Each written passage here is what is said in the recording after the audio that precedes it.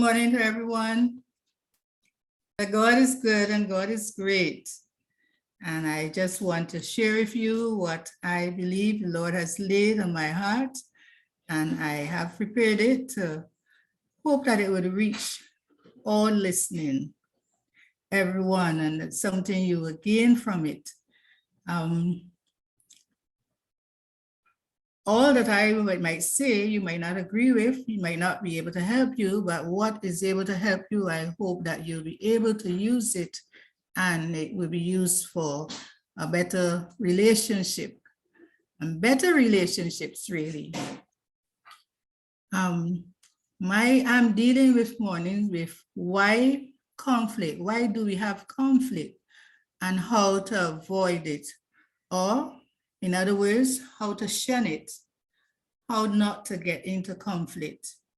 And not only conflict, but we are dealing with conflict in marriages, but I am really touching on conflict dealing with others also, because we live in a community and we have others and we will come into some kind of conflict. I just want to share with you that what I have gained over the years. I have been married for 49 years, and I've had some experiences. I've worked in ministry with my husband and for 46 years, and then retirement. And I have gained some experience, and I know God has helped me. I am who I am today, and our marriage was what it is today because of our relationship with Christ and lots of praise. I lost my husband, and in fact, he graduated to heaven 3 years ago. So when you hear me talk about was, you will know that he's no longer here. But we had a great relationship. And because of that and God's grace, I now can live in great memories. And that keeps me along with God and his grace, the great memories that we share. So I will get started now. Conflict is inevitable within marriage. It is okay to have reasonable disagreements over issues or plans, but it's never okay to have personality conflicts that affect the relationship and the family. Things to avoid: conflict, avoid accusing, name calling, ridiculing, or sarcasm. This would escalate the conflict further or shut down the discussion. Words have energy and power with the ability to help, heal, hurt, harm, humiliate, or humble. Words are very powerful. They can heal or break a heart, liberate a soul or shame it, energize dreams or shatter them, invite connection or obstruct it, melt defenses or create them. So use your words wisely and for love. Harsh words are never forgotten. They are like daggers to the heart. So be slow to speak. In other words, zip your lip. And as some people would advise you to start counting. Commit to treating each other with dignity and respect. And I want to give you from God's word, from Proverbs 15:1, a soft answer turneth away wrath, but grievous words stir up anger. A soft answer turneth away wrath, but grievous words stir up anger. And as I go through this morning, I want to remember these scriptures and keep them in your mind so that you can follow with me and know that with God's help, we can do it. Follow peace with all men and holiness, without which no man shall see the Lord. Hebrews 12:14. Follow peace with all men and women too, and holiness, without which no man shall see the Lord.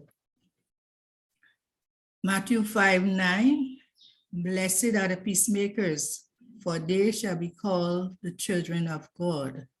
Blessed are the peacemakers and not the peace breakers, for they shall be called the children of God. And the last verse I'm going to share with you is from Romans 12:18. If it be possible, as much as lieth in you, live peaceably with all men. Romans 12:18. If it be possible, as much as lieth in you, live peaceably with all men. That's people in general, in the home, in the workplace, relatives, in-laws, spouses, if it be possible. You know, sometimes it's hard, but try as best as you can to live peaceably with all men.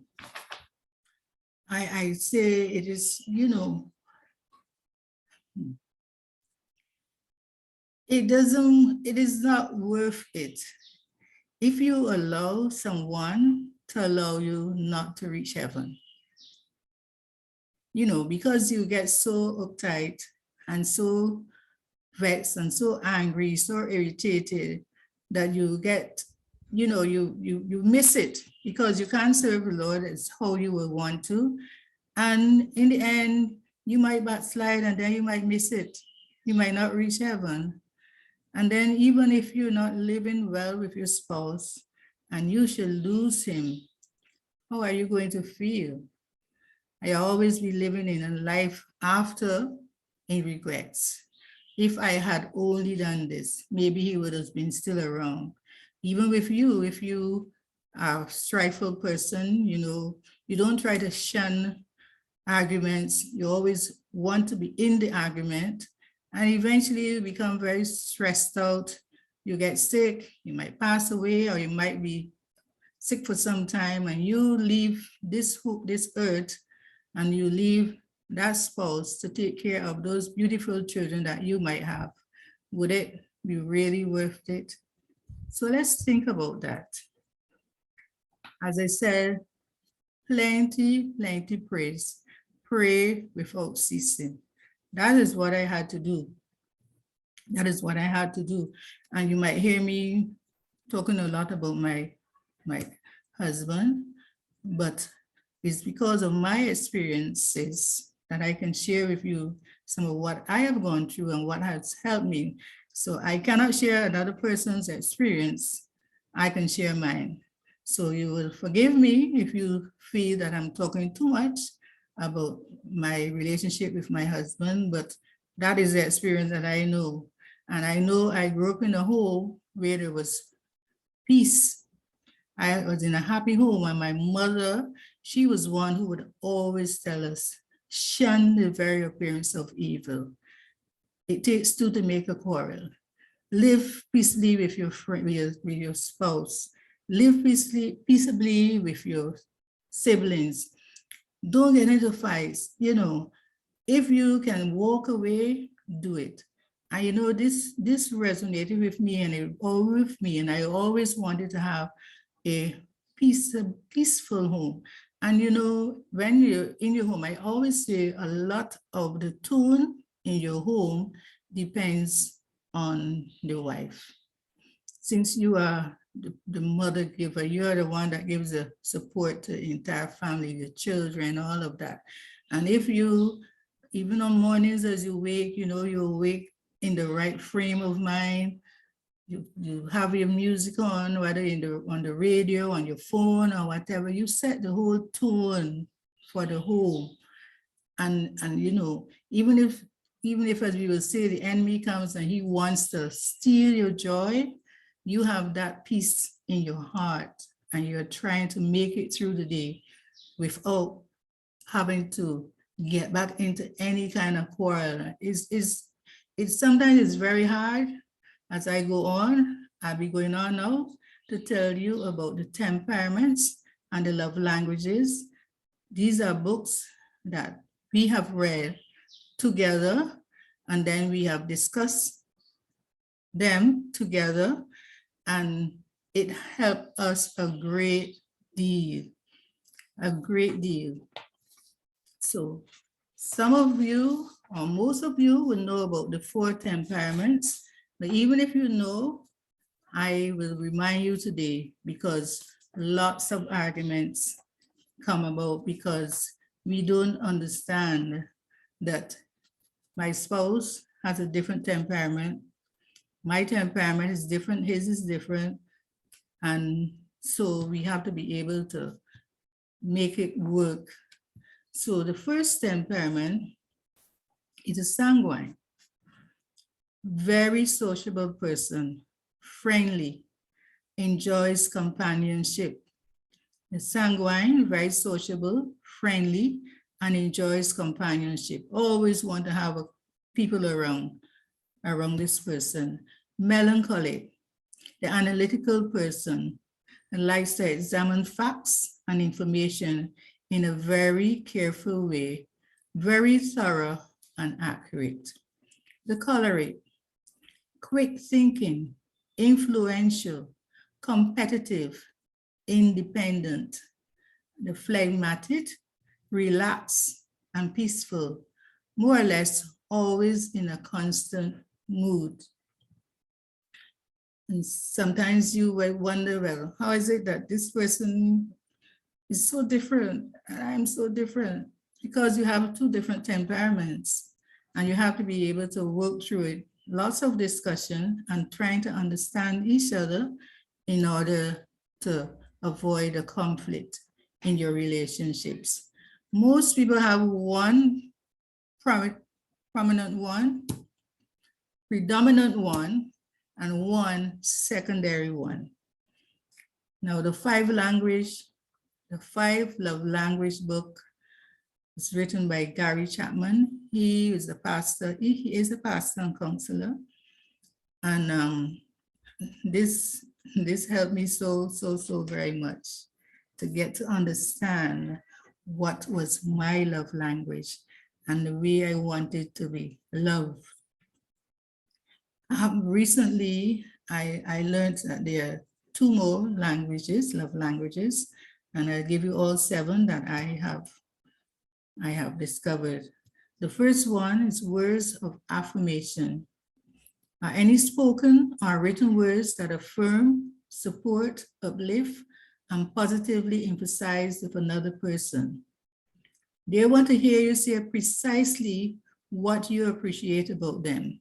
For example, I love when you prepare dinner for me, or I love when you would, make lunch for me or dinner for me, or you would help me with the children, or and you are always there for me, and I appreciate that. They want to hear it spoken or written, a little love note, drop here, drop there.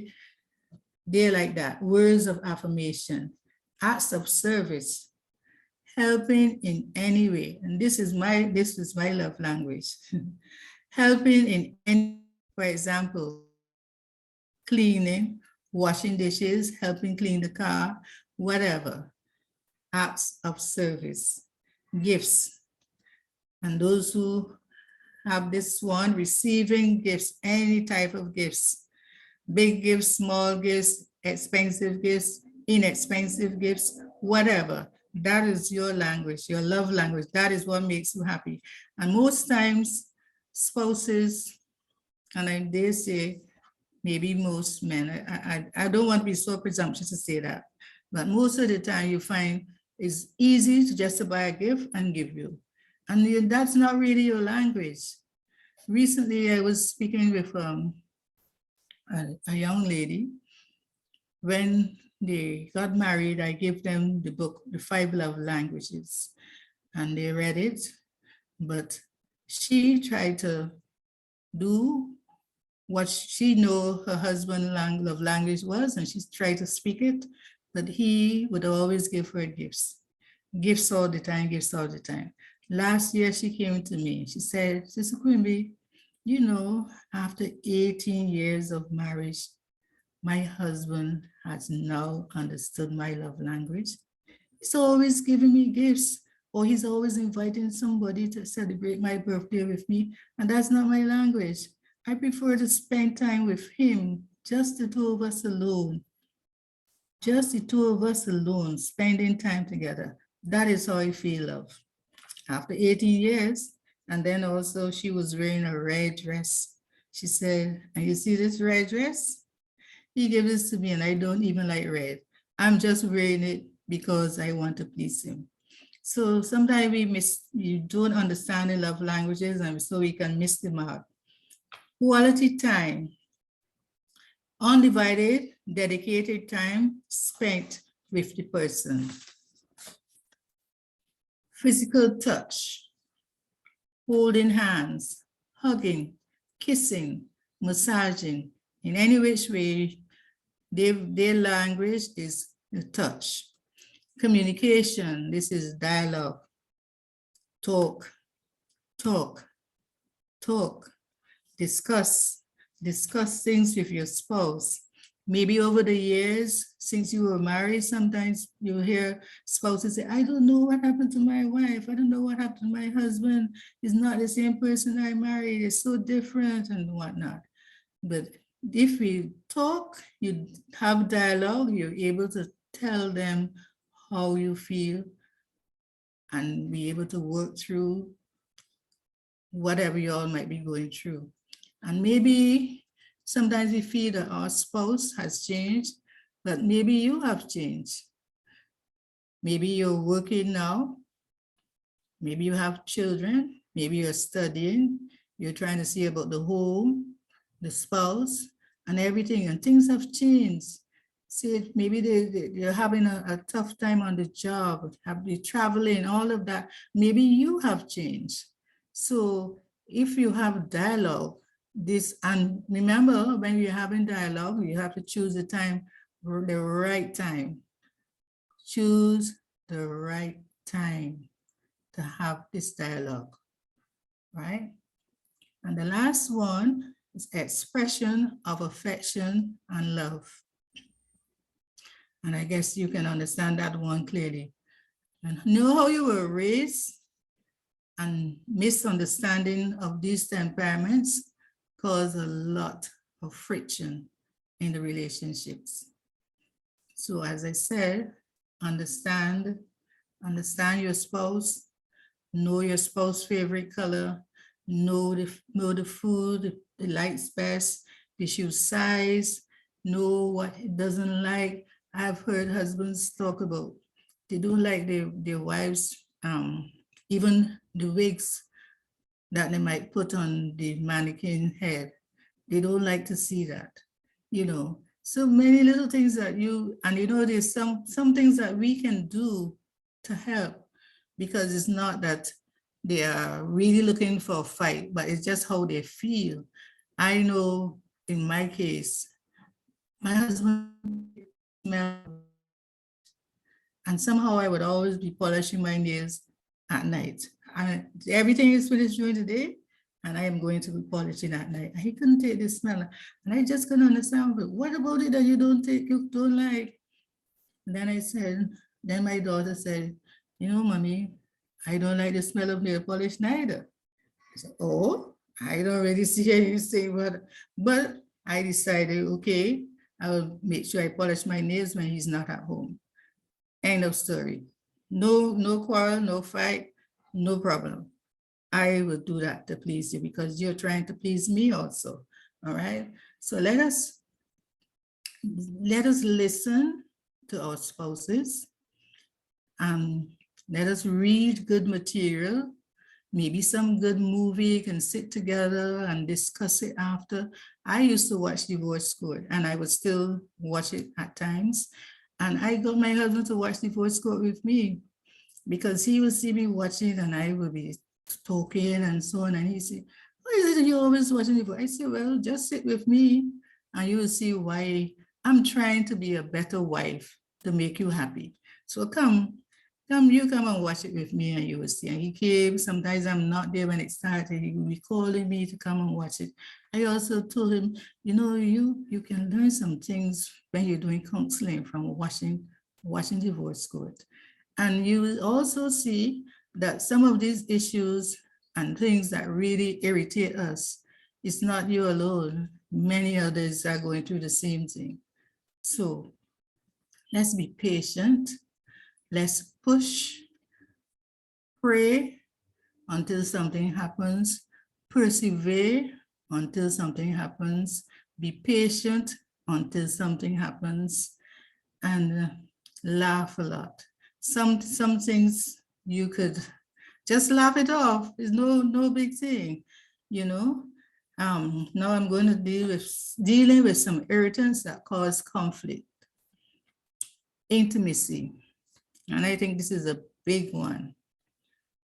And I believe in the case of women, the fear of pregnancy. It's not that you don't enjoy the sex. It's not that you don't enjoy the fellowship with your partner, your spouse. It's just, I'm so afraid that I might get pregnant. So it affects you. And you know, if your mind is not at ease, you really cannot enjoy. Men, they see and they're ready to go. You have to be in the right frame of mind. So for me, I know in that case, birth control. If you can't use it, dialogue again with your spouse and ask him if he will use it. And it will be a big, big change in you having that intimacy. Sometimes you feel unfulfilled. And these are things that cause conflict. You feel unfulfilled. As I said, a man, he just has to have the urge and he's gone. A woman takes time. They said a woman is like a crock pot and a man is like a pressure cooker, right? And so learn about the male body, learn about the female body, learn your body, learn what makes you feel good and discuss it with your spouse. And as I said, at the right time, the right atmosphere. You don't want to be just a participant. This is not a one-way thing. This is two individuals working together to enjoy that special gift that God has given the spouses. So the next thing that I want to move on because I know we have other presenters coming and I don't want to be too long. The next thing is chores. You know, if you get to let your spouse know that there are no male or female chores in the home, it's a family, we work together to accomplish everything and ask for help. Sometimes we as females feel that we can do everything and we try to handle everything and we don't ask our spouses for help. Some of them are willing, but they're not asked. So they're not going to willingly do it. So some of you ask and ask in the right way, you know, honey, and you know how to get them feeling good, a good hug, a kiss, some, you know, I need some help. Come and help me now. I'm busy now. Could you go and hang out the clothes for me? Could you take them out of the dryer? Or could you pick them up? And in the right tone. And if the spouse knows that when he's working together, you are less tired so that you can spend time with him, I am sure that he will help. Might not do it all the time, but at least, and when they do it, just let them know how much you appreciate it. Don't forget to say, thank you. I really appreciate you helping me today because I would not have been able to get through without your help. So thank you so much. Children. Sometimes because of the children, the spouses, you have a problem. Teach the children from very young to put away their toys, their shoes, their clothes, etc., to throw the garbage in the bins. Their toys, when they play, to pack them away and have a box or basket on And while they're putting them away, they can sing a song, lots of toys, lying on the floor, lying on the floor. Make my room untidy, make my room untidy. I'll pick them up, I'll pick them up, and have a special place for them to play. Don't let them be playing all over the house, and then you have to be behind picking up toys and picking up clothes and picking up shoes and all of them. Have a place for everything and everything in its place, and teach the children to do the same. It takes work, it takes time, it takes energy, it takes patience, but you have great dividends in the end.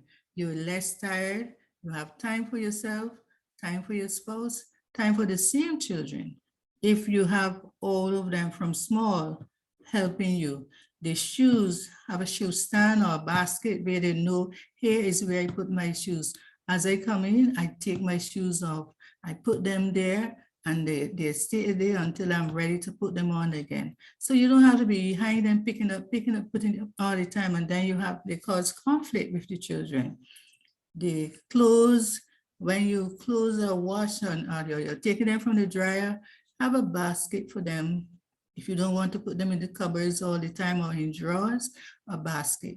And different colored baskets, you can let them help you, give them to them. Now you know the red basket is for your pants, the green basket is for your socks and your underwears, and let them know. And it's teaching them colors too. Say, okay, take this to the green basket. Which basket this is supposed to go into? Or not that basket, mommy, the yellow basket. And then they'll be helping you. You don't have to go after them to be putting the clothes away. They're helping themselves. All right. Have a set bedtime for the children. If they know they have to go to bed by 8:30, let them know bedtime. And you're not playing around. You know bedtime, and it is bedtime, it is bedtime. So that you can have some time after they go to bed for yourself. Otherwise, you'll always be stressed out. And that's how you get so irritable sometimes with the spouse. But it's not the spouse that causes some of the irritability, sometimes because of the children. Tardiness. Sometimes husbands that drives husbands up a wall. Try to prepare in advance your clothes and your food, as whatever. As long as you have the time, aim at preparing in advance. And as I said, if you want help, ask for it. The toilet roll. This is some irritants. Sometimes you hear spouses say, you always have the toilet paper in the wrong way. As far as I know, I don't know of any right or wrong way. And I used to tell my husband, well, I don't know if it's any right or wrong way, but if I put it the wrong way, I'm just interested in getting it into the roll, right, in the dispenser. If I put it the wrong way and it's problem for you to use, just take it and change it. It's okay with me. It doesn't really matter whether it's right. The toilet seat. Sometimes the males will leave it up, and you can use like the children to help you in this way. If you leave the seat up, there's water in there. Children love to play in water. Baby Johnny might go and want to play in that water, either fall in it or put his hand and drink it. We don't want that. We don't want that. So, if you could remember to close it, or if you have a door, keep the door shut. And I know you wouldn't want the child to be even thinking of falling into that bowl, into the head down into the water, or drinking that water. So, we can help in that way. The spouses, dirty clothes on the floor. Teach the children to put their clothes into the clothes basket. And if the spouse does it, use the children. There's some things you can use the children to help you with. And you can tell daddy, could you ensure that these children put their clothes in the clothes basket? And when he's doing it now, they say, but daddy, your clothes not supposed to be here. They're supposed to be in the clothes basket. And you would take you, daddy, you have to put them, let them help you. Let them help you. But you have to be very discreet, right? Not making the bed. Sometimes you have a problem with that.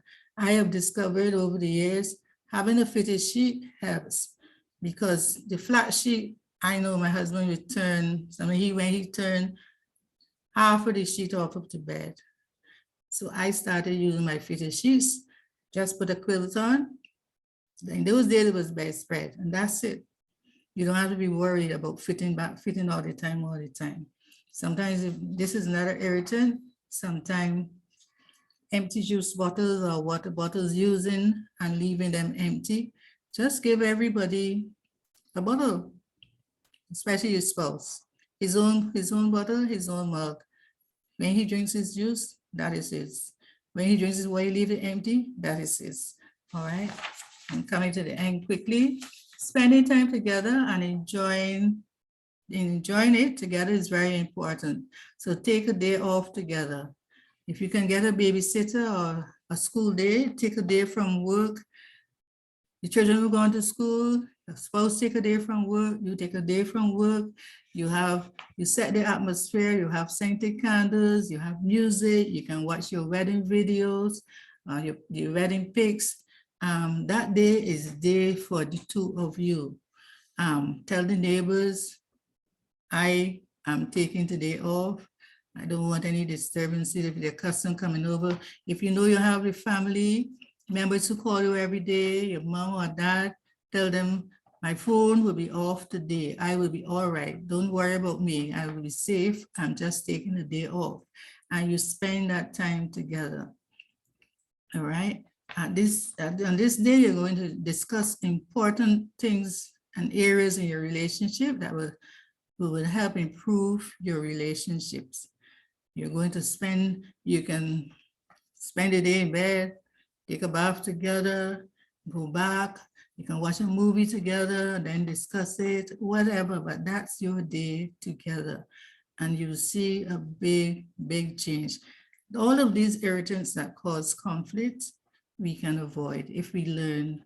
But I tell you, you can't do it alone. With God's help. Plenty praise have to go into it. And it takes effort and time from both partners, patiently loving one another and gently working together with Christ to work through the issues you're sure to face. It will strengthen your relationship and pass on a healthy legacy to those you influence. Unless the Lord builds the house, its builders labor in vain. Psalm 127, 1a. And Ephesians 4:32, I want to end with this. Be kind one to another, tender-hearted, forgiving one another, even as God, for Christ's sake, has forgiven you. How to resolve conflict. And there's conflict in marriage, conflict with our children, conflict with our families. But we pay attention to, especially our marriages, because we want to have what I would say, a happy marriage. We want everything to go right in our marriages. But as Sister Quimby says, there are two people with two different personalities coming together. And sometimes you come together, you mesh together, and we don't really know each other the way that we should. What happens is that you are learning me and I'm learning you. And in doing that, when we make mistakes, and we see the other person's mistakes, we grab at their mistakes and forget that we make mistakes also. Is what we normally do. We look at the other person and try to correct them and forget about ourselves. We have to understand that disagreements are sure to happen in a marriage, but they do not have to lead to hurtful arguments. Disagreements are sure to happen in a marriage, but they do not have to lead to hurtful arguments. Sometimes we pick up on what our husbands do and we see them making some mistakes and so on. And we point our finger and we begin to ridicule and we begin to, but you're always doing this, and and then they as Sister Quimby talks about the melancholy and all the other versions of individuals of how they are, and then they goes into a shell, and then they say, well, I was trying to do this and I was trying to do that, and the way how you behave, I'm not doing it anymore. So we have to be able to understand each other and meet each other halfway and be able to maintain harmony in marriage, in our marriages, because marriages have been difficult, not from every sense. We have got to be able to put things together. It was when Adam and Eve was there, they had to learn each other. Two people beginning their marriages together and trying to go their own way. Some people have marriages and they don't want their husbands to tell them anything. Some husbands don't want their wives to tell them anything. And then the marriage becomes a conflict. But we have to be able to resolve conflict. It requires defeating selfishness. When we look at the scripture, Philippians 2:1-8, well, it talks of pursuing the other person. For time, I will not start to read the scripture. When we look at Romans 12:18, to pursue the resolution of a conflict means to set aside your own hurt, anger, and bitterness. It means not losing heart. It means keep your relationship current, to keep it current. And then we look at steps for resolving conflict. Few couples like to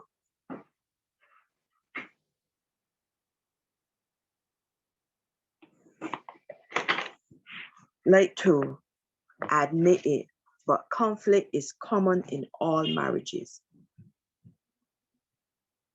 And some people start selfish with different backgrounds and personalities, and they go about trying to change individuals in the wrong way. You cannot change me. What you should normally do is to get together and sit and talk and try to understand each other. One reason we have conflict, where two opposites attract, two opposites. One person might like to see things happen as Sister Quimby said.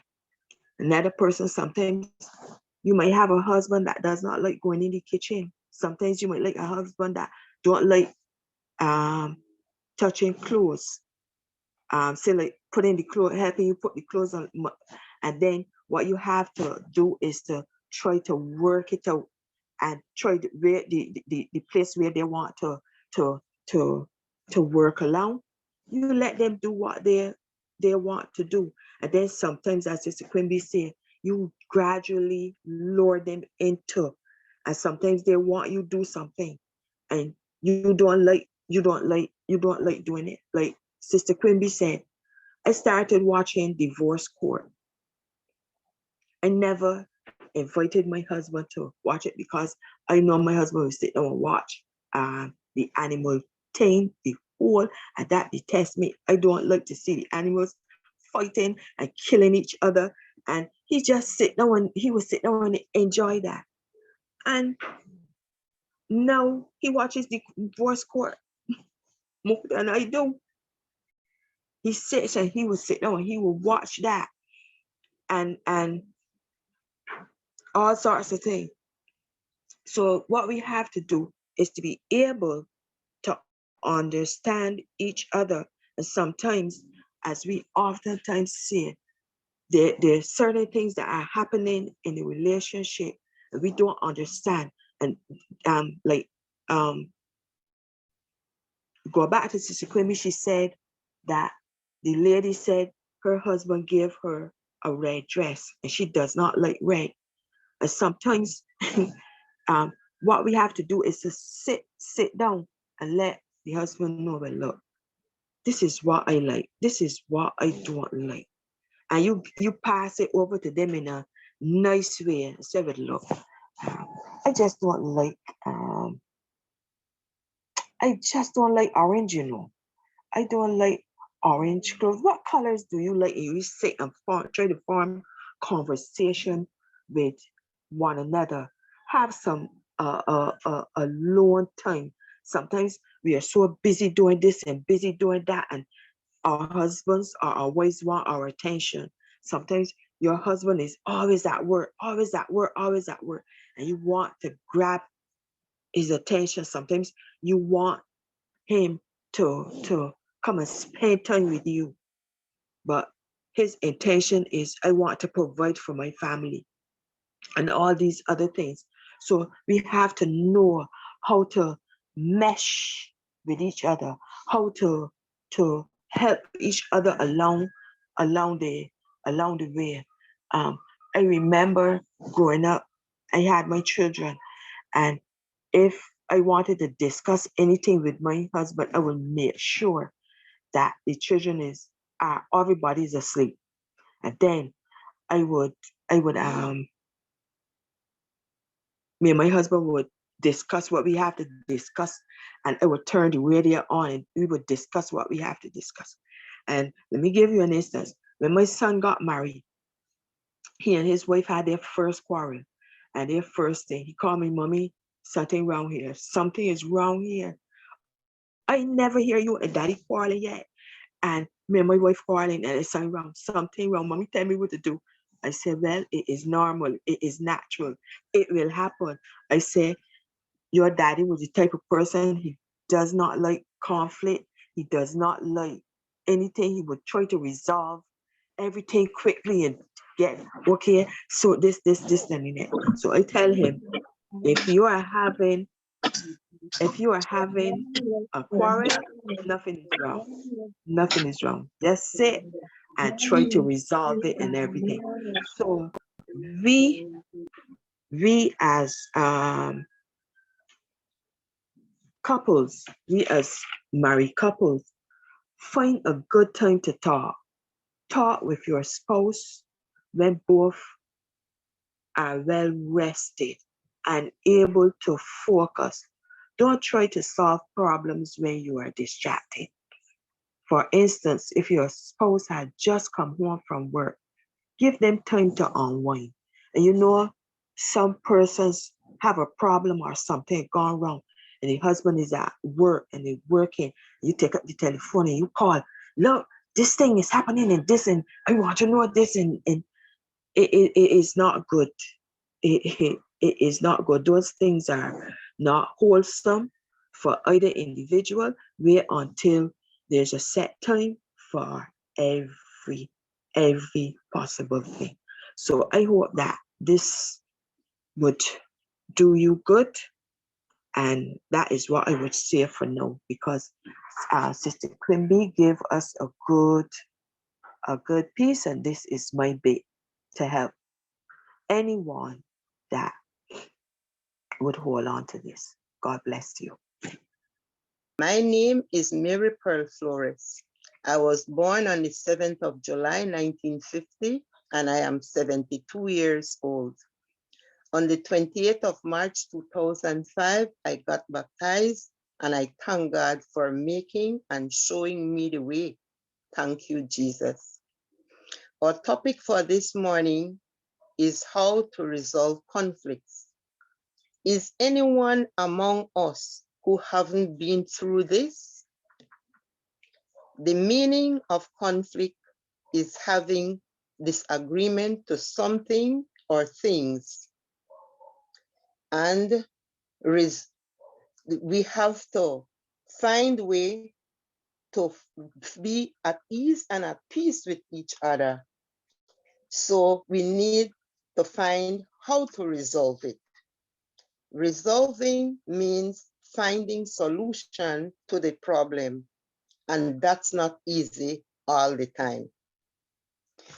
Before we had a relationship with Christ Jesus, we'd go heads on to it. But after surrendering our lives to Christ, we handle things differently. We see things differently. We try to see things differently. And we do things differently. As 1 Corinthians 13:11 says. So when we have not when we have passed that babe stage, then we become mature and we know what God expects of us and what we are supposed to do, so that our Christian life is not questionable. My story is going to be different than the other ladies. Well, in 2018, on the 3rd of April, my husband died. So it's going to be 5 years since I'm a widow and my husband had passed away. We lived in a village here in Independence, as what Lisa had said. And he got sick. So he needed to see some specialists. He need to see a nephrologist and a urologist. Well, while they were preparing to make appointments for him to go to the city to meet these doctors, our hospital in the city was having a problem. So they actually had to cancel all appointments and didn't accept any, so that the hospital could have been repaired.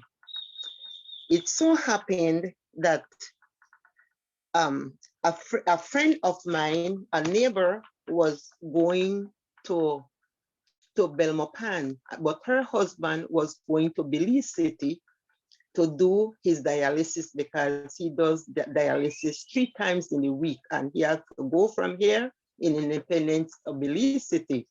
But that weekend, she said that she wanted to go and do a little shopping in Bemopan, and so she asked me if I would like to go along. And I told her, you know, I don't want to go to Belmopan, but after that, I remembered that my husband needs to go to Belize City, and being in their own ride, it's going to be a comfortable ride to the distance from where we live to Belize City. So I said, let me ask him if he would agree to go up to Belize City along with us, with you in the morning. So I went back and she said, yes, that would be good. And he'll have a comfortable ride after we leave Belmopan, because my husband will drop us off in Belmopan, because he's taking a driver for him, because this man isn't doing well and has to do his dialysis. So he was taking a driver with him too. And when we get off, then your husband will be in the seat alone. I said, okay then. So I went home and I asked him, and he said, yes, that would be fine. I said, well, okay, call your children and tell them that, you know, if they'll be able to go and pick you up, because they have their rides to go for him. And so I went back and I told my neighbor, yes, he's willing. So I asked her what time we're leaving. She says, we have to leave here at 3 in the morning since my husband has to be by the dialysis center by 7. Well, I couldn't even sleep that day. After 12, I was already in the bathroom taking my shower. And then since he wasn't doing well, I helped him to get ready so that we could have get downstairs. About 2:30, I start taking down his stuff since I know he would have to spend some time up there. Well, and when I took them straight to the roadside, but knowing that this vehicle where we are going to travel in had an open back of the pickup. So I had put everything, the suitcase, everything I put into big garbage bags so that even if it rained, the things would have got soiled that he was to take along with him. Well, anyway, when I came down at 2:45, I told him, let's go downstairs. Well, I helped him down, we came down, and it was like that. So he said, but it's almost 3 o'clock. Let's just stand and wait for our neighbors to come over. So sad. A good shower of rain came down. And his word was, in the night, you don't see the rain, you just feel the rain. So anyway, he went and came under the house, and then I started picking up the things. So he said, no, leave that other one out there. That now was a box with his Pampers, because he had to be using Pampers at the time, since it was prostate that was his problem, not knowing now that we had been going to doctors. We went to Guatemala, he went to Honduras, we went to Mexico, Merida. Oh, we had been all over. Well, so but with all that, knowing the type of person he was, he would still go to work even though he's wearing his Pampers. But this time he wasn't working. Well, so he said, left that because the Pampers, you have them in the box and they have plastic on you have the plastic on it and they're in plastic bag. I say, okay then. Well, we came under the house until about 3:20. The rain passed and our neighbors came. We got in, drove by our house, and then we got in and we left for Belize City.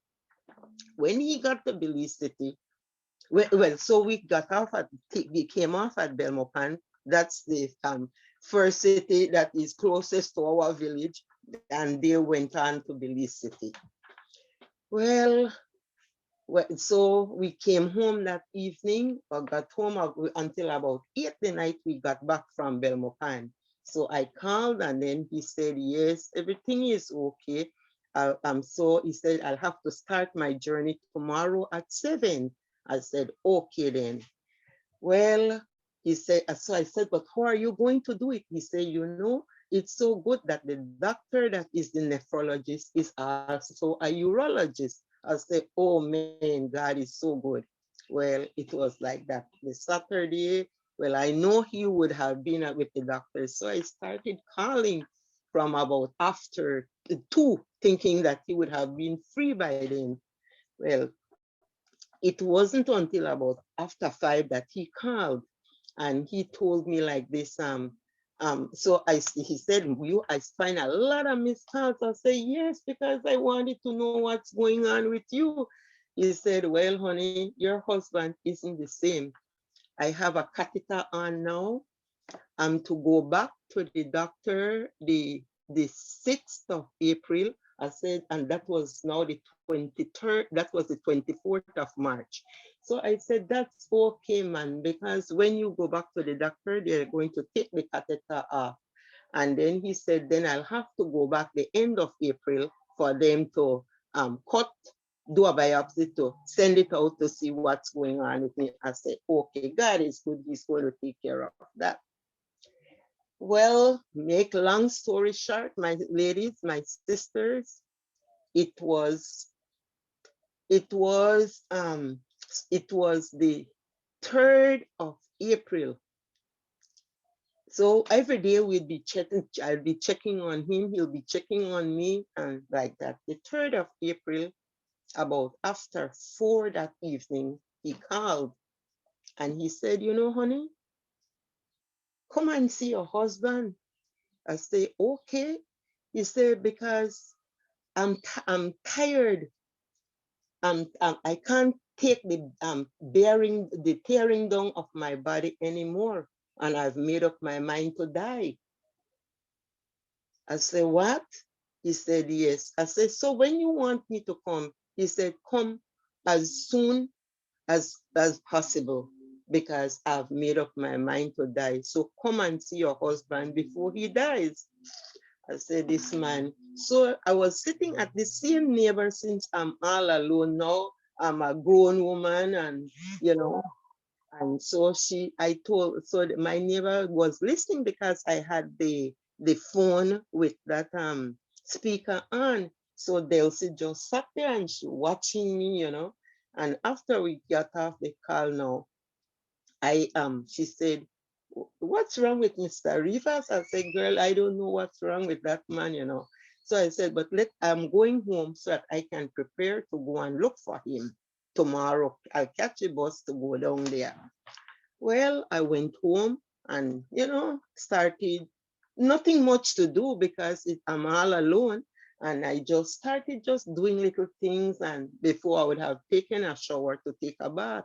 And it was there. Someone, a friend of mine came, and so she came upstairs. And when she came up, she said, I was there on the veranda. And she said, Mary Pearl, how you so happy? I say, girl, have you ever found me? You seen me differently than this? And she said, okay. And I opened the door and she came in. She came and she sat while I was just doing what I was doing because I'm preparing. So she asked me like this, you hear anything about Mr. Rivers? I said, girl, don't even talk about that feisty man. I just got a call from him. That's why you see me busy moving around like this, Nadine, because he's asking me to go and see him because he have made up his mind to die. And then so she said, what? I said, yes, girl. I don't know what's wrong with him. I don't know where he think he's going, leaving me here alone. No, no, no. That's what I told her. And she said, okay. From there, she said to me like this, you know, Miss Pearl, one of his niece just called me. That's why I came here. And then she was telling me that one of his daughter called to tell her that her uncle or her father passed away. I said, girl, I wouldn't doubt it because life is like that. And remember, you hear what I'm telling you? He called to tell me that let me go because he has made up his mind to die. So she called it, she was trying to call this niece that had told her that, but for some reason she couldn't get through to her. So she called another one.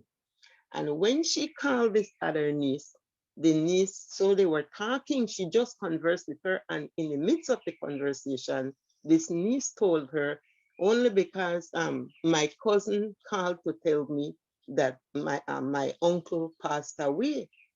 So Nadine told this young lady, girl, I've been here at Miss Pearl's house for over half an hour. And do you know, not one of your cousins have called her to say that her husband passed away. So this young lady said, what's wrong with them? They can't accept it. They don't believe it that Aunt Pearl is my uncle's wife. What's wrong with his children? Because they are my stepchildren. So you see where that stems from. Well, anyway, so she said, and she was going off, and I had to say to her, no, Zora, don't do that. Take it easy. They are young, and maybe they're still in that state of shock. Why, you know, give them the time, give them some time so that they can gather strength, and then they'll call. My sisters, well, then I don't entertain Facebook. I don't have it. Well, it must have been all around now. So my loving pastor, Lisa's brother-in-law, he came over with his wife. And other people started coming in, when this thing was on Facebook. Well, after everyone left, me one at home, I just closed my door and I just prayed, and I did get some rest that night.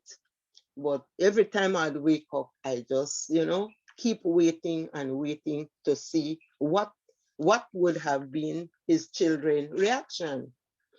So you see, what's that now? That's a conflict stemming there.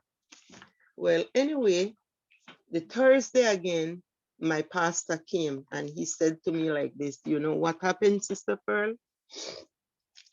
Our board members have come together, your church members, and have said, you need to go and see your husband. And they are already giving money to fill the van so that you can go and take whoever you would like to go along with you to see him. Well, I said, and it's only you can say you're not going, and then that will stop the trip. I said, okay, then we're going. And so I called and we got ready and we went the Friday morning. Well, because it was a crowd of us, we had to go in 4-4. When I got in there, my husband's eyes were wide open. So I stooped down and I spoke to him because maybe you all don't know or heard of the Garinagus, and then we have our Garifuna language. Like when Lisa said good morning this morning, she said Biti Binafi. That's the way we say good morning in Garifuna. So I bent down and I spoke to him in Garifuna and I told him, close your eyes. You cannot go from this world that way. I'm here. I know you wanted to see me. So close your eyes. So now we had to go in 4-4. So when I went back in, it was just 2 more persons left. So Pastor went back with me into the morgue again. And it was so surprising that after that, he said, I went back because I heard Sister Pearl speaking to Mr. Frank, and I wanted to see, and definitely I went in for the first visit, and I went with her the last time, and surely his eyes was closed when she spoke to him. Well, my people, my sisters, now I was there waiting, but now, okay, when we got there now, so we decided to go to Ladyville where it's Sunday. We went the Friday, the Sunday on the 7th, they were going to bury the father, the 7th or the 8th of April, without me knowing about it. Well, so but a younger brother was there, so I left a message with him for them when they got back home. Well, when we're coming back now to Independence, where we live, oh, it was then the older sister she called, and then I told her, I don't have time for us to talk now because, but the only thing is, I just need you all to have my husband's death certificate and his social security so that I can put him to rest.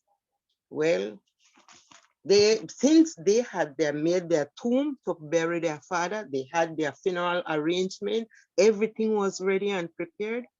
And now they thought, because I was silent all this while, they thought that they would have just did what they felt like doing. But with God, all things, God sees and knows all things, and he won't leave you to people to just do whatever they want. So ladies, let's just hold on toward Jesus, because he cares for us. So we went, so after that now, well, they got a lawyer and to take me to court. The body stayed in the morgue for 19 days before I could have buried my husband. I had to go to Supreme Court. But through all this that I am telling you, I just had to keep praying as what Second Chronicles chapter 7, verse 14 and 5 says, and even Matthew 26, 41.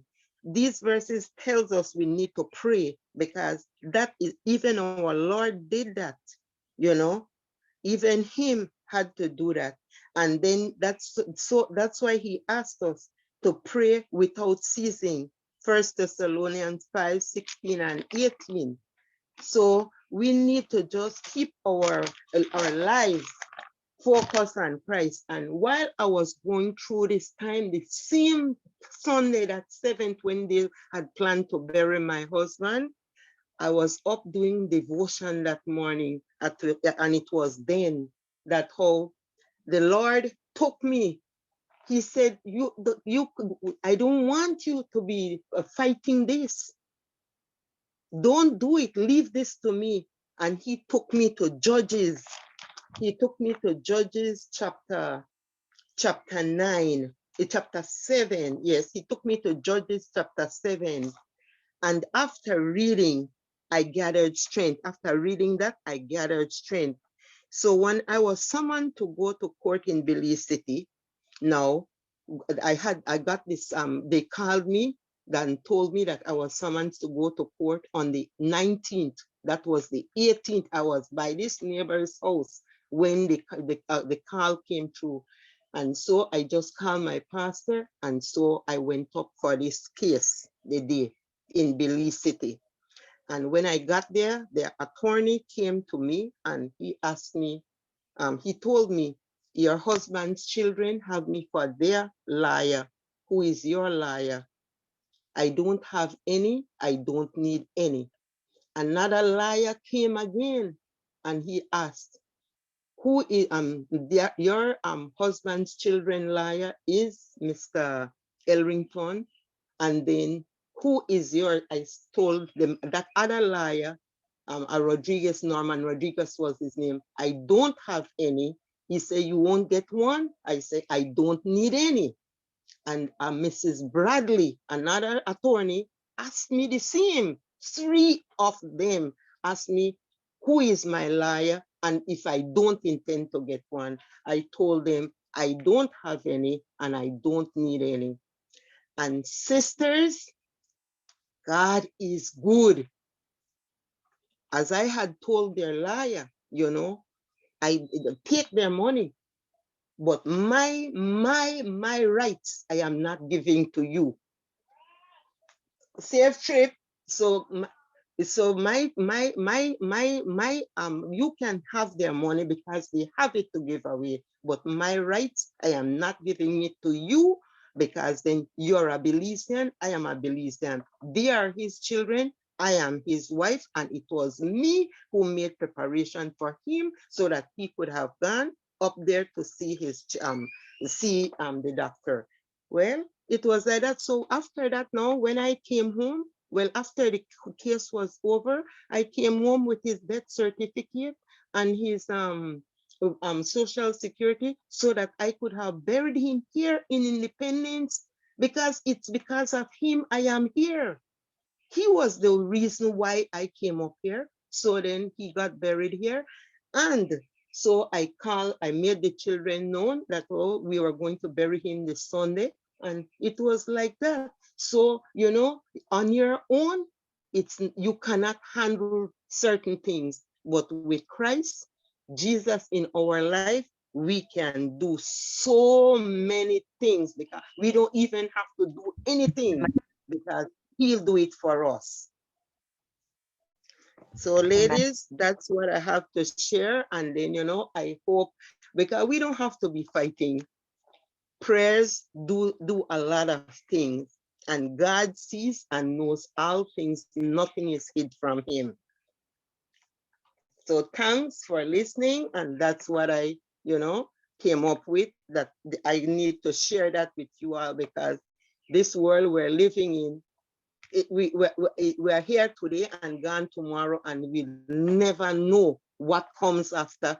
Who we thought would have been, our friends, our people who we could have leaned on, you'd be surprised that they are the same ones that would turn against you. but with God, all things are possible. Anyway, I know time is going, and I just wanted to share a couple nuggets with you before we close. When I was told about the topic, how do I resolve conflict? And I was looking at it from conflict in my life and my life experiences. And I realized, as was mentioned earlier on, you will always have conflict in life. There are always areas and situations that would come up that would bring conflict in a home.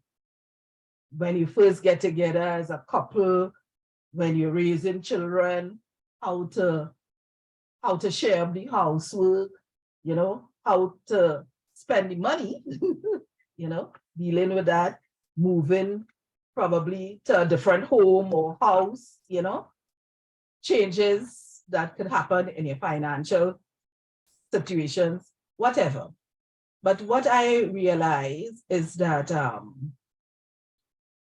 depending on the conflict, you have to decide on what kind of style you want to, communication style you want to do to resolve a particular conflict or for better relationships. So that over time and according to the situation, I realized that you have to employ different styles to get your conflict resolved. And what I was going to share with you this morning was five different styles or approaches depending on the conflict we're trying to resolve. And the first one we're looking at is the collaborating style, right? Which is one where you are assertive in the conflict, but at the same time, cooperative, right? I jot down some notes here. So in this style, which is opposite of avoiding the conflict, both people who are in conflict will want negative feelings minimized, right? So what is suggested is that you're sitting down to talk about it. You're trying to talk about it. But notice what I said, sit, because some people would want to assert their way, for want of a better word. And you find, especially with newlyweds, if the one is standing and one is sitting, there is a kind of subservient something there, so that it is suggested that both people sit and be at the same level. Don't have him or her walking around. Well, most times it's him, Don't start him walking around and demanding and you just sitting down in a chair, you know what I mean? It kind of doesn't go on equal footing. So I would suggest that both people sit down and have a conversation. Notice what I said too, have a conversation. We're not trying to shout each other down, and we're not trying to be so quiet you could hardly hear what the person is saying, right? But you're having a conversation and you're looking at it as we, not I want this or I did this or I feel this way and you don't want this and you don't want it. It's like, what do we want out of this? What is the end goal? You're trying to resolve this thing. So you're looking at commonality and what is the final project or end results of it. As Sister Quimby had quoted, it talk about gentle answer, turning away wrath and what have you. And I would suggest that, yes, you learn to listen to each other. it have a saying that says, God gave us 2 ears and 1 mouth, you know, and it's because he wants us to do twice as much hearing as talking, you know, or twice as much listening. So in resolving the conflict, one of the main things I would say for certain situations is to talk it out. Let's talk it out, listen to each other, listen to their concerns, voice your own, and come to an agreement. Even if it is, you have to agree to disagree, you know, but try to come to an agreement. The next one, because I'm moving along, is the one of the competing style.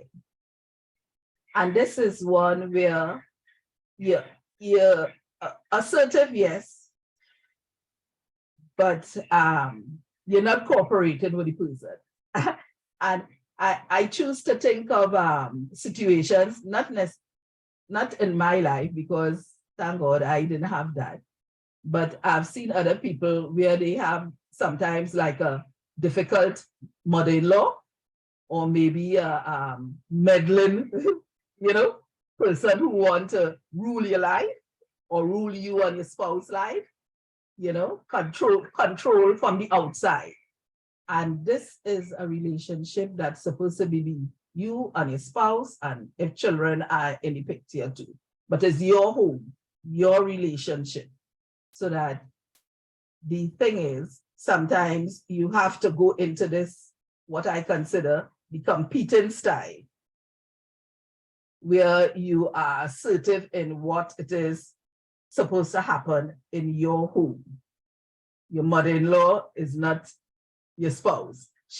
Your spouse left and cleaved to you. So you and your spouse is who working it out, not your mother-in-law. But at the same time, I would advise, if you don't want people coming in and meddling and giving you their opinion and trying to say how to resolve your issue, don't go putting it on Facebook and who and what, you know, and telling the Mary and the Parry. Because so often you see people put all the problems and the issues on Facebook, and all kind of people giving you all kind of advice that some of it may not be the best, you know? So try the competing style when you have these people who want to come into a relationship from the outside and rule, right? The next one is the avoiding style. Avoiding conflict tends to be those who are sidestepping the issue or just withdrawing. You know, it have a lot of people who don't like to deal with conflicts. But if there is something that it would be better to avoid it in the earlies, I would say yes. Because, you know, sometimes you get so worked up and maybe angry with the situation that your temper come in, and, you know, I mean, it doesn't go the way it's supposed to go. So there are times, I think, when conflict arises that you probably need to take a break, you know, move aside for a while, rest, think about it. And when you both settle down and in a better frame of mind, then I will say you talk again, you know, you get more out of it than each person just arguing, and then sometimes you end up bringing up stuff that have nothing to do with the issue because both parties are just angry, you know. So I would suggest there are times when you have to know and recognize to stay aside for a bit, think about it, you know, and you get back to the topic when both people are in better frame of mind, kind of. Then there's the accommodating style. You know, I heard where Sister Kwimbi was saying, you know, the toilet paper, whether it turn one way or turn the other way, really doesn't matter. And I say, yes, that is how you have to operate sometimes, the accommodating style to avoid conflict or to resolve the conflict. The thing is, though, you have to be careful, even though it's a time when you're being generous, people could take advantage of that. You know, where you're willing to give in and, you know what I mean? For the betterment of the relationship. You have to be careful and don't just be giving in all the time. Yes, the Bible talk about forgive and what have you. As a matter of fact, it talk about forgiving. Jesus said not 7 times, but 77 times, right? So yes, you try to accommodate, but know when it is you want to use that accommodating style. It's really when you don't care so much about the outcome, meaning whether the toilet paper turn in or out, you know, but you really want to have peace and to preserve the relationship. So be careful. There are times, yes, when the accommodating style is good, you know, but trying to be a peacemaker and all, but be careful. It's only when the final outcome doesn't make a difference, and it's more the relationship is at hand at that point in time. And the last one, as time is going, is the compromising style that I will mention here. And this one is the best one I find. The one you would probably want to use most of the time is when you have a mutually acceptable solution, right? Nobody is completely satisfied, but each person is willing to, well, get something out of the picture, the situation. So that they call it a kind of win-win, you know, where I give a little, you give a little, and we could live with the final outcome. You know, sometimes so you're still maintaining your assertiveness, but you are cooperating with the other person, right? And sometimes you tend to use that style, I find, when it is what you're doing is not all that important, but you want to settle that to move on to other stuff.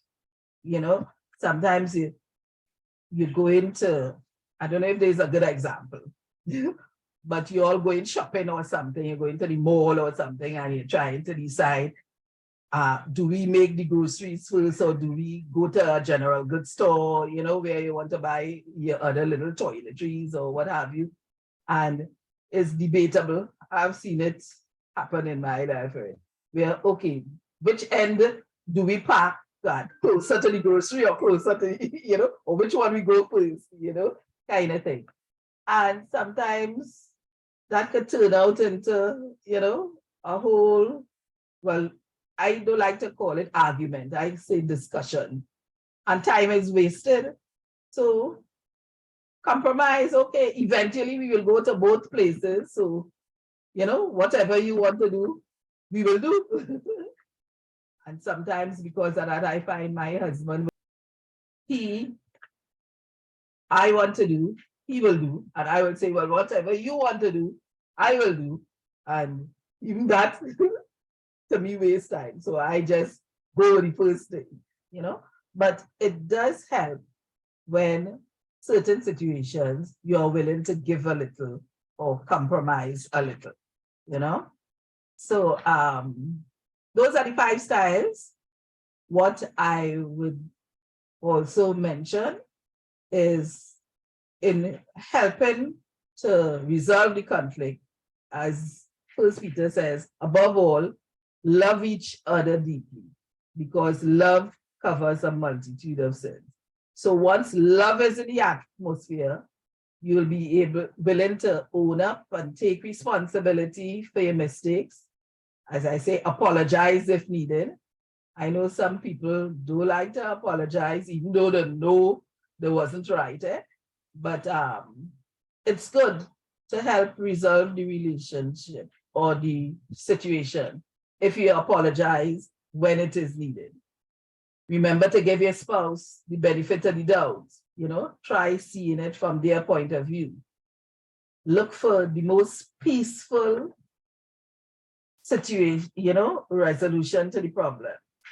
And don't try to just stick to your guns and don't blame, If you're trying to come to a peaceful resolution, don't start throwing around blame. Because when you blame them for the one thing, they blame you for another thing. And, the blame, and it escalates, right? So just share your feelings about how you feel about something and why you feel about it and what you think the person can do to make it different. So in resolving, remember some of the verses as was quoted in the Bible. Try to love one another, give preference to one another. That is in Romans 12. Esteem others as better than yourself. Philippians 2:3. Be devoted to one another. That is Romans 10. Care for one another. Show tolerance towards one another. Be kind and forgiving to one another. And the good old Ephesians, submit to one another, right? So accept each other and work towards a peaceful resolution. Don't judge one another. Don't lie to one another. That is in Colossians 3:9. Don't provoke or envy one another in Galatians. Don't lust after one another. Don't even, I was surprised when I saw this quote about take one another to court. Here, all about Sister Mary there. But there are times when you have to bring in the law in through and the court, into resolutions. But that shouldn't be the first, way of going to things. The first way, of course, is, as the sister said, take it to God in prayer. Pray, pray, and pray. If that doesn't do, then just leave it all in God's hand, because that is what he advised us in Romans 12:19. So I'll stop there. Okay. My question I was going to ask is, who is on this platform? This is a VIP. Anybody? Oh? Well, I've heard you loud and clear. You are VIP. You're a very important person. And since we are speaking about conflict, I want to change that acronym a little. But before I do this, let me share one meaning of the word conflict that I read recently. Conflict is more than a disagreement. It is a deep-rooted problem between two or more people that dictates their attitude towards each other. A long time ago, I read this. It is not what you're eating that gives you heartburn. It is what is eating you, and that speaks of conflict. So here is my VIP change. You are a victim of your inborn personality. And Sister Quimby spoke a lot about the personality. So let me say what I think, or what my personality had been some of the years gone by. My personality, say, and some of us, I guess, would say, me, this is how I am. I say what I have in mind, and that's that. No one can tell me what to say. I am my own woman. Yeah, oh no, some of you never said that. Never said that, right? And I'm glad that you never did. So listen to what God says about speaking. He says in 1 Peter 3:10, whosoever desires to love life and see good days, let him keep his tongue from evil and his lips from deceit. Peter 3:6. You know, if I go there, let me go back to Proverbs 25:24, and it says, it is better to dwell in the corner of a housetop than in a house shared with a contentious woman. That speaks of the God not loving, and your husband not loving, and your children not loving, conflict and constant conflict. They prefer to go somewhere else.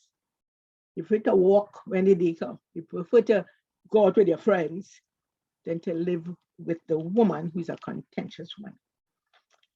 Then I looked at Peter 3:6. Like Sarah, who obeyed Abraham, obeyed, I like the word, and called him Lord. You, we are his daughters, if you do what is right and do not give way to fear. So, you know, when I read that, I looked at it carefully, and from then on, after having read that, I called my husband Lord. Sarah called her husband Lord. I call my husband Lord. He's not the Lord Jesus Christ. His name is God, yes, but he's not God. But I call him Lord, giving him the respect that is due to him for the leader of the house. And sometimes I like to see when I call him that and I tickle him a little bit, the little smile that comes off the side of his mouth, you know, and I say, I caught you. Yes, Lord. And I let people know that I call him Lord. Because sometimes somebody call and I answer the phone and they ask for him. And I said, oh, you want my Lord? And I will call him Lord God, come. You need it. So I let people know that this is how I treat him. So how do we resolve this conflict that we're talking about? I want to go to it very quickly because I know we're late. And we have to agree on a mutual acceptable time and place to discuss the conflict. There must be an agreement between both of you. There is something that's happening. It is not good for us. It's not good for our family. We need to resolve this. So we need to have dialogue and agree on the time that you can speak to each other. Now, while we speak, state the problem as you see it, and list your concerns. Make the I statements.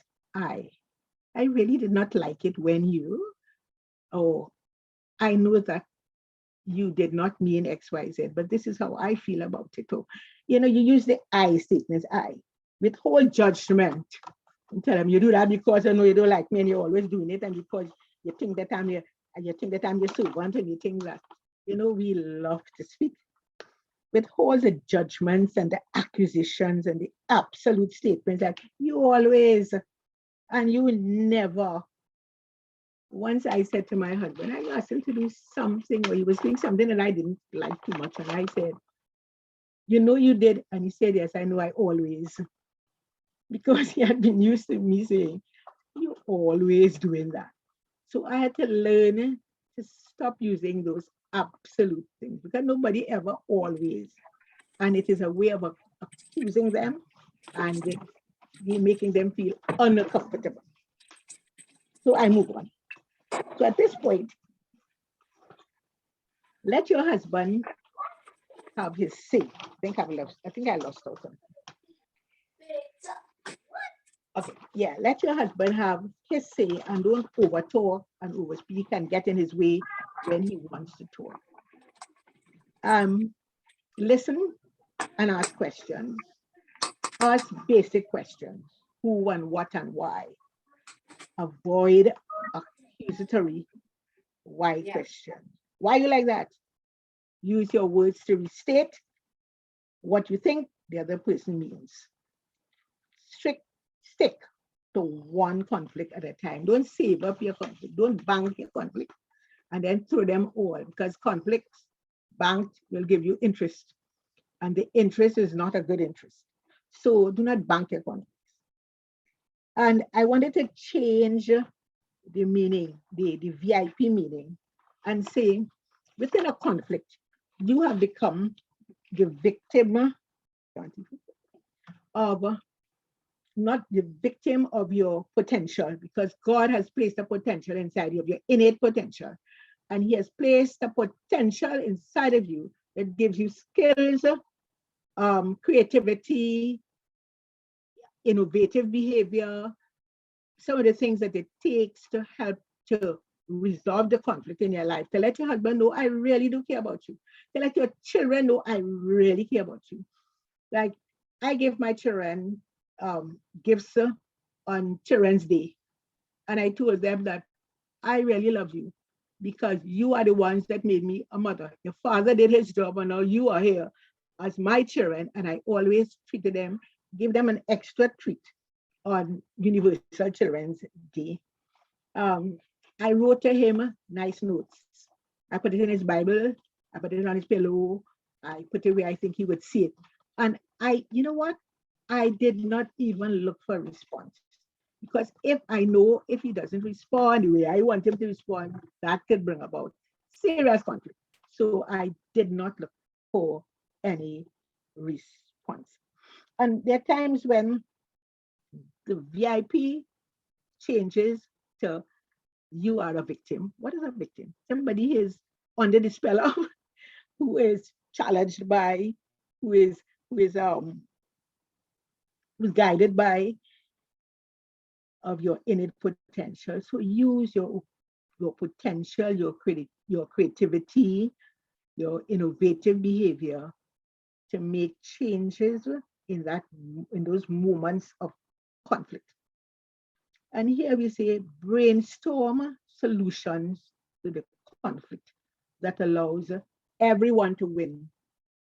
Sister Pearl just spoke about win-win situation. Yes, you can resolve your conflict and make your conflict or approach your conflict in such a way that everybody feels justified over the issue. It may not be, you may not total, he's not total, but there's a compromise that comes because you have tackled the problem in an open way, in a loving way, in a kind way. So, there's a statement that people negotiate with the unions and the salaries and you work with it. And it says, best alternative in a negotiated agreement, it says BATNA. And if you look at that, it is your best. What you do, you want the best result. You want the best result. So use the things that will help you, the kind words, the words that say, I understand, the words that say, I apologize, I am sorry, and you get the best results. Now, do not involve your children in your conflict with your husband. Do not, some of us, we may look for your children taking sides. You see daddy or you see mommy who like, I have known a family who went to family split. Some of the children went with their mother, some of the children went with their father, because there was always this conflict in the home and children took sides. Please don't involve your children in the conflict moments. Conflicting things. Don't involve them in it. They are loved by both parents and you love them, your husband loves them. So let that be a common ground with your children. Request behavior changes only. Don't ask others to change their attitudes. Don't ask them to feel differently about something. They feel it. That's their way. of expressing things. They know how they feel, they know what's in their mind. Don't ask them to be different. I'm not asking my husband to be different.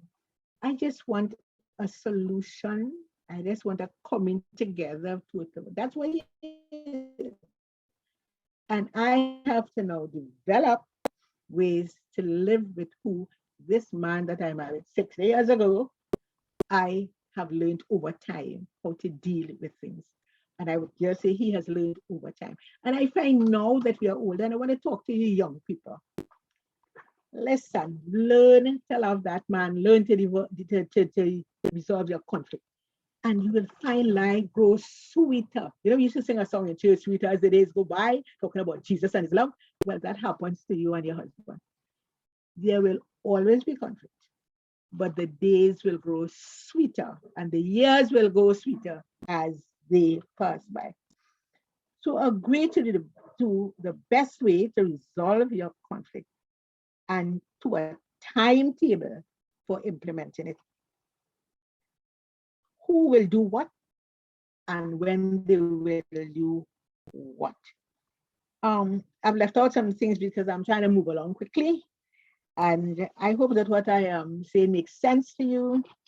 And I want to say, here I will change your VIP. And I will say, when you trust in the Lord with all your heart and lean not onto his understanding, when you let your words be sweet and gracious, when you allow God to control your life, you go to him and ask for his help and ask for his wisdom, then your life will be victorious through the infilling of the power of God's Holy Spirit. And I just want to say to you, go right back to the first VIP. You are a very important person in the sight of God, and you are a very important person to your household. So take a photo of your family and see if your family matches this. There's forgiveness, there's obedience, there's togetherness, there's orderliness, and there's support. Psalm 17 says, but from everlasting to everlasting, the Lord's love is with those who fear him, and his righteousness with their children's children. So fear the Lord, love him, talk to him, and his righteousness will follow you. His righteousness will be rich in your household, and your household will be filled with the glory of God as the waters cover the sea. So I wish for you, I pray for you, this verse of the song that says, oh, give us homes where Christ is Lord and Master. The Bible read, the precious hymns still sung, where prayer comes first in peace or in disaster, and praise is natural speech to every tongue. Where mountains move before a faith that's vaster, and Christ's sufficiency is for old and young. I pray God's blessing on you, young ladies, and to all others who like myself. Oh, no, I'm the oldest here on the platform, but everybody who's here. And may God continue to bless you, and may your home be a peaceful, loving home where God reigns at all times. Blessings to you.